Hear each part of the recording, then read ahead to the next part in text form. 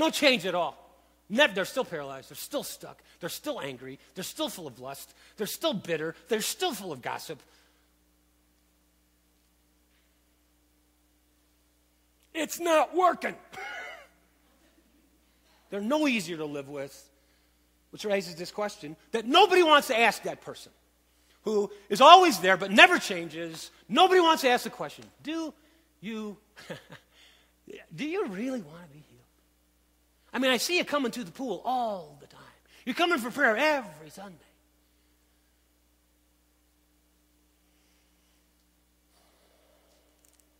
Called a friend of mine when I was writing this talk, a therapist friend of mine. His name is Mike, and I asked him, I'm doing this thing with this talk and about, do you want to be healed? And I shared with him some of the stuff, and I asked him, am I on track here? I mean, does this make any sense? Is this a legitimate question? When you talk to people who are stuck, he deals with people who are emotionally, spiritually, relationally paralyzed. Or do you, Mike? When people come to your office, do you just assume they want to get well? I mean, why would they be in counseling if they didn't want to get well? He told the story of a couple that he'd been dealing with for several months. And they were getting nowhere for a long time, and they were about to give up on their marriage. One day she came in early because they'd driven separately. They were both coming from work, and she got there first. And while they were waiting for her husband to come, they were beginning to talk about how frustrating this whole process of counseling was going. And on the table, there was this bottle of aspirin or vitamins or some kind of pill thing. And he had this little flash of insight. And so he picked up this bottle of aspirin or whatever and pulled out a pill and put it on the table between them. And he said to her this. He said, let's just pretend that this is a magic pill. Just pretend. And if you take it, you will fall madly in love with your husband. And all this stuff that we're talking about over and over and over again, I'm going round and round and round, would all fall away. If you could take that pill and just all of that stuff would just happen, would you take the pill? Guess what she said? No, I wouldn't take the pill. You see, she didn't want to love her husband. She didn't want to get well. She didn't want to take up her own pallet. She just liked going to the pool. And in her case, going to the pool was going to counseling over and over and over again. Now be careful. Shouldn't I go to counseling? No, see, for some of you, to go into counseling for the issues of your life might be the first step you're taking in actually picking up your pallet. You understand?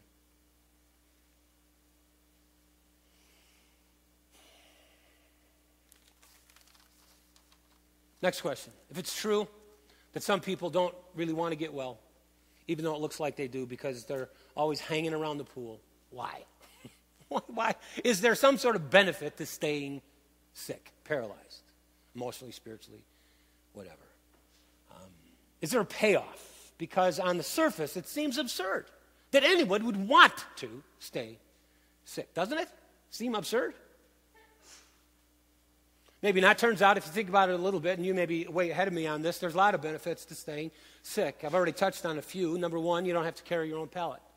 You don't have to be responsible for your own life, for your own joy. It's always somebody else's fault. You don't have to be responsible for any of that. This guy had no friends to put him in the pool, so that's why. Another benefit to never getting well is this: by embracing your limitations, your sickness, your wound, you can eliminate, and this is the benefit, by just staying sick, you can eliminate any expectations of you. In other words, we really wouldn't expect you to grow as a Christian, given your background. I mean, you're paralyzed. We wouldn't even expect you to not gossip. We wouldn't even expect you to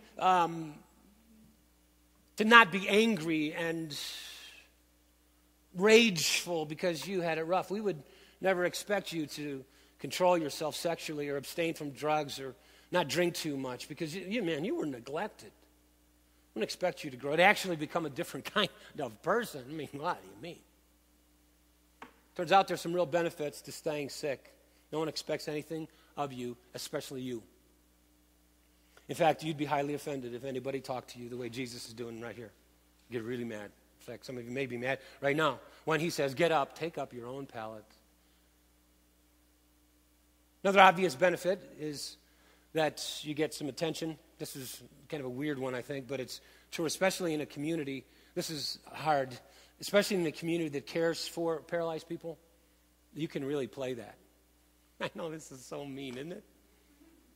Let me give you an extreme example. Some months ago, I was with a group of pastors. We were having a roundtable discussion. One of them told the story of a person in their church who created an identity around their sickness.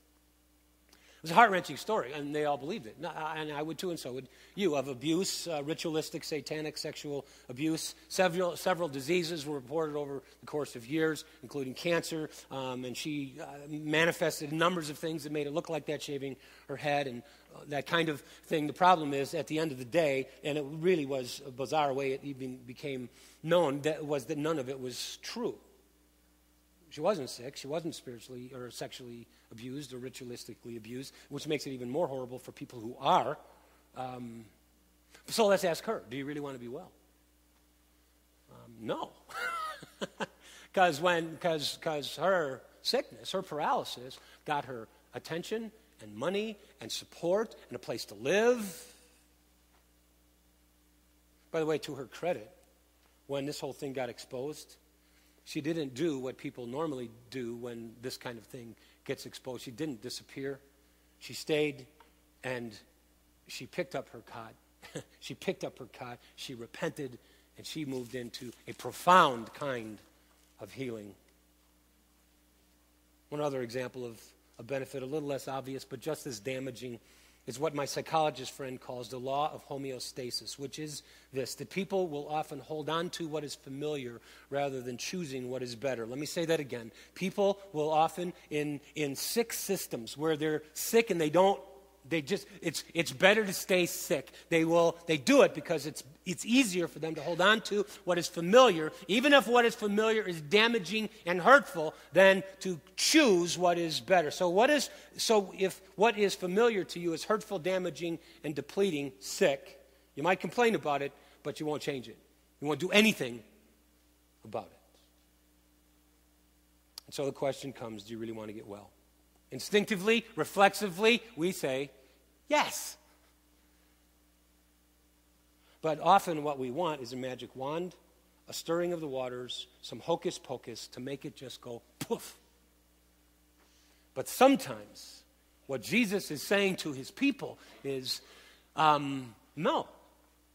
Sometimes it works that way, but not this time, because this time you have a part to play in your healing. So get up. Quit complaining.